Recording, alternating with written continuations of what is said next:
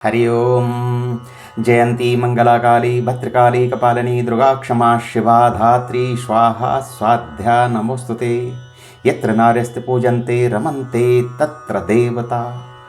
हे प्रियवर, जिस घर में गौ, गंगा, गायत्री, गौरी और गीता जी का नित्य प्रति पूजन होता रहे और सेवा होती रहे, उस घर में देवता निवास करते हैं। और जो मातृशक्ति नित्य प्रति गौ माताओं की सेवा करें, गौओं का दूध दोते समय, धान कूटते समय, दही बिलोते समय, आंगन लीपते समय, बालकों को पालने में झुलाते समय, रोते हुए बच्चों को लोरी सुनाते हुए और दूध पिलाते समय, घरों में जल छिड़कते समय और झाड़ू पोछा करते समय, आदि आदि कामों को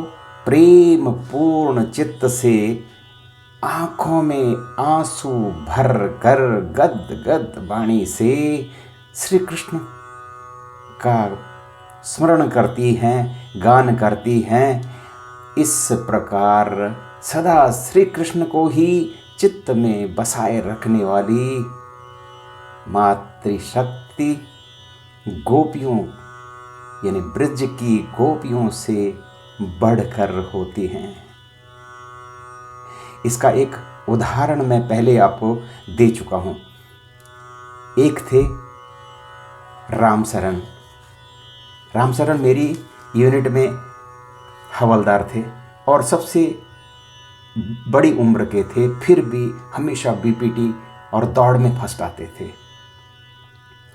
मैंने जिज्ञासापूर्ण एक बार उनके घर के बारे में पूछना चाहा और उन्होंने बड़े संकोच से बताया कि उनका बड़ा बेटा उत्तर प्रदेश में पूरे राज्य में प्रथम आया था और उत्तर प्रदेश सरकार ने उसे उस समय रूस में पढ़ने के लिए भेजा था, मेडिकल की पढ़ाई के लिए, डॉक्टरी की पढ़ाई के लिए भेजा और वो डॉक्टर बन गया।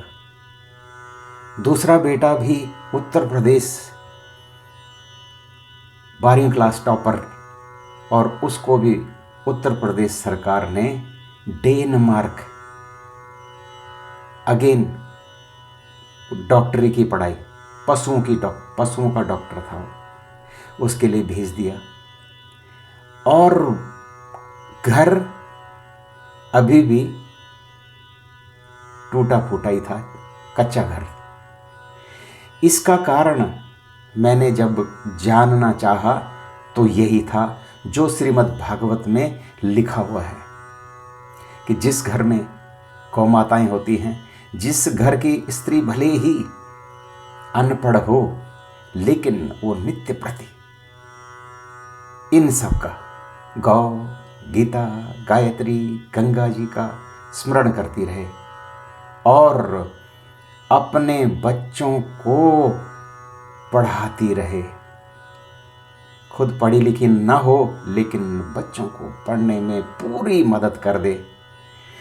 बच्चों को जागने से पहले 3 साढ़े 3 बजे जागकर अपना नित्य कर्म करने के बाद बच्चों को पढ़ने के लिए उठाए और रात को 10-11 बजे तक बच्चे जब तक पढ़ते हैं उनको टुकुर टुकुर देखती रहे और बच्चों की जो भी डिमांड होती हैं वो पूरा करती रहे। बस यही है असली कारण। और मेरा मानना ये है कि जो लोग, जिनके माँ बाप गरीब होते हैं, जिनके पास पैसा नहीं होता है, उनके बच्चों को किताबों से प्रेम कर लेना चाहिए, पढ़ाई से प्रेम कर लेना चाहिए, क्योंकि वो ही आगे जाकर गुदड़ी के लाल बनते हैं। तो करें आप इस पर विचार यत्र नारस्त पूजन्ते रमन्ते तत्र देवता। और जिस घर में गाय का सदा पूजन होता रहे वो घर स्वर्ग के समान है। पूरे 33 कोटि देवता उनके घर में हमेशा विराजमान रहते हैं। नमस्कार, जय हिंद, जय देवभूमि उत्तराखंड और जय अखंड भारतवर्ष।